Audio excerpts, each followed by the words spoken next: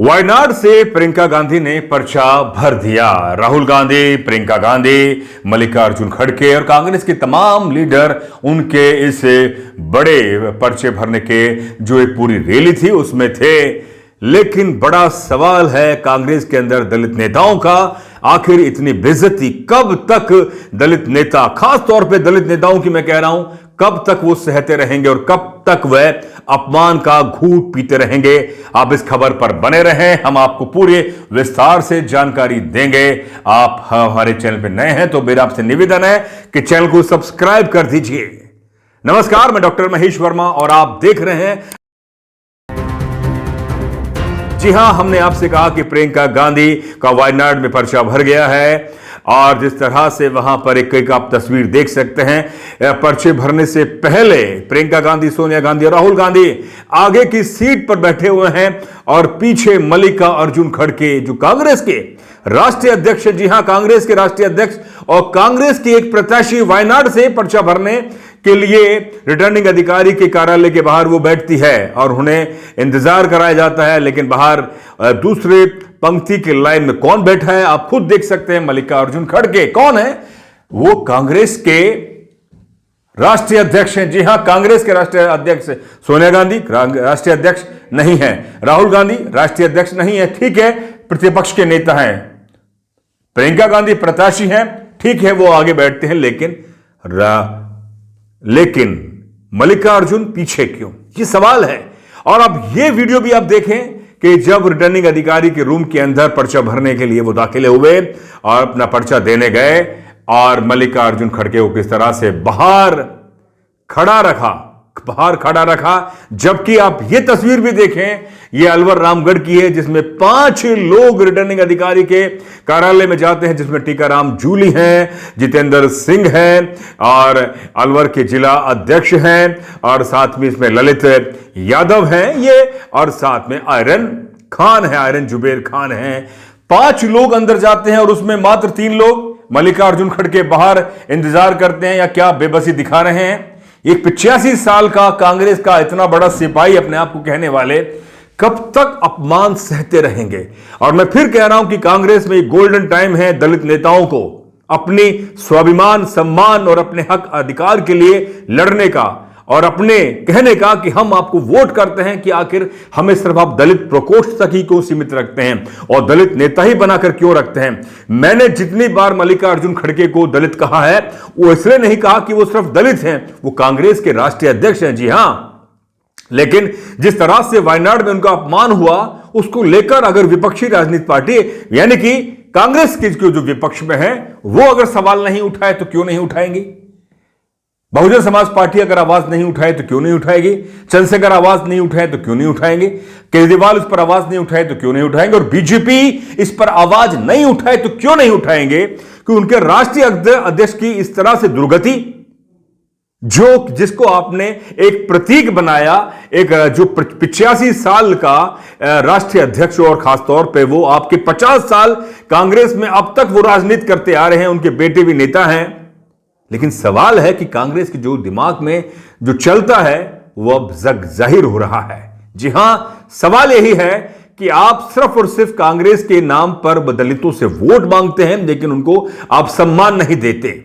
सवाल यही है, जब तक आप सम्मान नहीं देंगे, उनको हक अधिकार नहीं देंगे, समानता नहीं देंगे, तो आप गारंटी से मानिए आप इसी तरह से विपक्ष में बैठेंगे और आपका फायदा दूसरी राजनीतिक पार्टी यानी कि आपसे जो बहुत ज्यादा ताकतवर है इस समय के आज के दौर में भाजपा, वो क्यों नहीं फायदा उठाएगी। वह कैसे भी कर ले लेकिन वो डिप्टी सीएम बनाती है, उसको कुछ सम्मान देती है, अधिकार भी देती है। स्थिति वहां भी बहुत ज्यादा बेहतर नहीं है, वो सुधारवाद स्थिति में लगे हुए हैं। लेकिन कांग्रेस जो लगभग देश में 60 साल राज किया, उन्होंने अपने खासतौर पे अनुसूचित जाति के नेताओं के साथ किस तरह की दुर्गति करी, किस तरह से उनको सेकंड स्तर का नेता बनाकर रखा, वो साफ जग जाहिर है। हमारे सामने आप बाबा साहब डॉक्टर भीमराव अंबेडकर को आप देख सकते हैं। उनको किसी भी तरह से कांग्रेस में और संविधान सभा में चुनकर नहीं आने के लिए उन्होंने खिड़कियां तक बंद कर दी थी। आपने बाबू जगजीवन राम को देश का प्रधानमंत्री बनते बनते उनको नहीं बनने दिया। सवाल यही है, सवाल यही है। और आप किस तरह से आप दलितों के साथ में छल और कपट कर रहे हैं, ये तस्वीर बता रही है, मैं नहीं कह रहा, तस्वीर बता रही है कि कांग्रेस कब अपने आप अपने गिरेबान में झांकेगी। राहुल गांधी लोकसभा के चुनाव में जाति जनगणना की बात करते हैं, आर्थिक सर्वे की बात करते हैं, संविधान हाथ में लेते हैं, लोकतंत्र बचाने की बात करते हैं, अम्बेडकरवाद की बात करते हैं, लेकिन इन तमाम सिद्धांतों की जो सबसे बड़े पुरोधा है बाबा साहब डॉक्टर भीमराव अंबेडकर, उनके विचार को आत्मसात नहीं करते। उनके लोग, उनको सबसे ज्यादा मानने वाले, उनको सबसे ज्यादा पूजने वाले, उनके जो वो लोग जो सबसे ज्यादा उनके विचार को आत्मसात करते हैं, जन जन तक पहुंचाते हैं, उस समुदाय को आप हमेशा दरकिनार आपने रखा है। भले ही आप उनको विधायक बनाएं, सांसद बनाएं और छुटपुट आप छोटी मोटी जिम्मेदारी दे दें, लेकिन उनकी हैसियत कांग्रेस में क्या है? सवाल यही है। अगर मेरी वीडियो अगर कांग्रेस के नेता देखें और सुन रहे हैं और कमेंट्स कर रहे हैं, तो मैं उनसे यही पूछूंगा कि आप आज भी दलितों को दलित प्रकोष्ठ का नेता ही बनाकर रखते हैं, दलित प्रकोष्ठ का। आप क्यों नहीं उन्हें सामान्य जो बिल्कुल एक ओपन लाइन है, वहां आप क्यों नहीं लेकर जाते? कांग्रेस में जो सबसे ज्यादा वोट आज की तारीख में कोई कर रहा है तो वह दलित है, आदिवासी है, माइनॉरिटी है। माइनॉरिटी तो कांग्रेस के अंदर पूरा अपना दमखम दिखाकर अपना अधिकार ले लेती है और अपना काम भी करवाती है, लेकिन दलितों को बेचारे बनाए रखते हैं।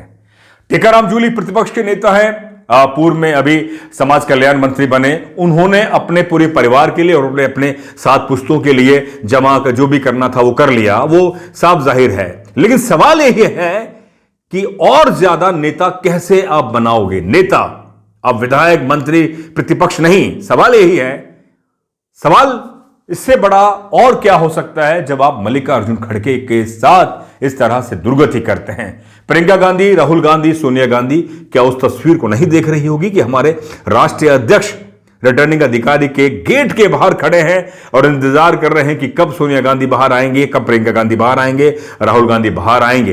ये तस्वीर बयां करती है कि कांग्रेस भले कितने भी प्रपंच करे, भले कितने भी अपने आप को तस्वीर दिखाए संविधान की, भले कितने भी समानता की बात करें, लेकिन कांग्रेस जो है वह आखिर कभी ना कभी वो रूप अख्तियार कर देती है। तो साथियों, मैं जो आपके सामने जो तमाम बातें रख रहा हूं वो इसलिए रख रहा हूं कि हमने हरियाणा में देखा कुमारी शैलजा 6ठी बार वहां सांसद बनती हैं। पूरे चुनाव में उनको किसी भी तरह के प्रचार में नहीं लगा जाता और उनकी जुबान भी एक तरह से बंद रहती है। मैं फिर कहता हूं, कुमारी शैलजा से आप 6ठी बार सांसद बनती हैं, उसके बाद भी अगर आपके अंदर स्वाभिमान नहीं है, सम्मान नहीं है, लड़ने का मादा नहीं है, तो आपका सांसद बनना सब बेकार है। अगर इतिहास लिखा जाएगा आपकी सांसदी का और आपने वाकई समाज के उत्थान के लिए क्या किया, अपने लिए क्या किया, सब ये गिना जाएगा कि आप 1991 से लगातार आप 6ठी बार सांसद बनते रही हैं। आपके पिता भी सांसद थे। ये बहुत बड़ा इतिहास नहीं है, बहुत बड़ी उपलब्धि नहीं है। आप कांग्रेस में रहकर आपने सवाल क्या किया? कांग्रेस में रहकर अपने सम्मान के लिए, अपने समाज के सम्मान के लिए, क्योंकि आप आरक्षित सीट से चुनकर आती हैं। मुकुल वासनिक ये नेता सिर्फ एक कागजी नेता हैं। जी हां, कागजी नेता है। इनको कभी आप मास लीडर नहीं कह सकते। ये पूरे प्लानिंग करते हैं, एजेंडा तय करते हैं और राहुल गांधी के आसपास एक जिस तरह से जो पूरा जो कॉकपिट है उसमें अपने आप को जी हजूरी यस मैन बने रहते हैं। जी हां, तो जो मैं आपके सामने ये तमाम जो लोगों की मैं फेहरिस्त रख रहा हूं, ये फेहरिस्त कोई आसान नहीं है। आपने देखा होगा रामगढ़ में जय आहूजा को भाजपा की टिकट नहीं दी, लेकिन उन्होंने अपना आखिरी तक दम दिखाया। भाजपा के तमाम बड़े छोटे वहां नेता पहुंचे जय आहूजा को मनाने के लिए। उन्हें मालूम था जय आहूजा रूठ गया तो भाजपा वहां से चुनाव जीतती जीतती हार जाएगी। जी हां, यह बात है। मैं कह रहा हूं कि कांग्रेस को आज भी, ये कांग्रेस के में जो खासतौर पे दलित अनुसूचित जाति समुदाय के जो नेता हैं, उनके लिए स्वर्ण काल है अपना दमखम, अपने अस्मिता, अपना सम्मान दिखाने का और ये बताने का कि हम सिर्फ दलितों के ही नेता नहीं हैं, हम पूरे कांग्रेस के सिस्टम को भी चलाते हैं। लेकिन मैं फिर कहूंगा, ये मादा और इस सम्मान और ये गौरव हर किसी में नहीं आता। ये सम्मान अगर आता है तो बहन मायावती हर कोई नहीं बन सकता, मान्यवर कांशीराम हर कोई नहीं बन सकता, चंद्रशेखर आजाद हर कोई नहीं बन सकता। इसलिए आपको वाकई कांग्रेस में भी नेतागिरी करनी है तो अपनी उपस्थिति, अपनी हैसियत बतानी होगी, नहीं तो ये बेचारगी आप भले ही 50 साल 60 साल कांग्रेस में के लिए राजनीति कर लें, आपकी हैसियत सिर्फ और सिर्फ दलित प्रकोष्ठ के नेता की बनकर रह जाएगी। तो मेरा आपसे मानना है कि गोल्डन टाइम है कांग्रेस में, क्योंकि कांग्रेस में एक देश में पूरा संक्रमण काल चल रहा है, क्योंकि कांग्रेस दलितों की आवाज को आगे करके, जय भीम के नारे को आगे करके वोट लेना चाहती है। और जय भीम बाबा साहब का नारा है, बाबा साहब के सम्मान का नारा है, बाबा साहब के प्रतीक का नारा है। अगर उन्हीं के जमात को अगर आप आगे नहीं करते, उनको सम्मान नहीं देते, बराबर नहीं देते, मुख्य धारा में नहीं लाते, संगठनों में, संगठन में और राज्यों में उनके मुख्यमंत्री, उनके तमाम बड़े बड़े पदों पर नहीं दे बनाते, तो सवाल आपके कथनी और करने पर उठेगा। साथियों, इस मुद्दे पर आपकी क्या राय है, आप लिखकर जरूर भेजें।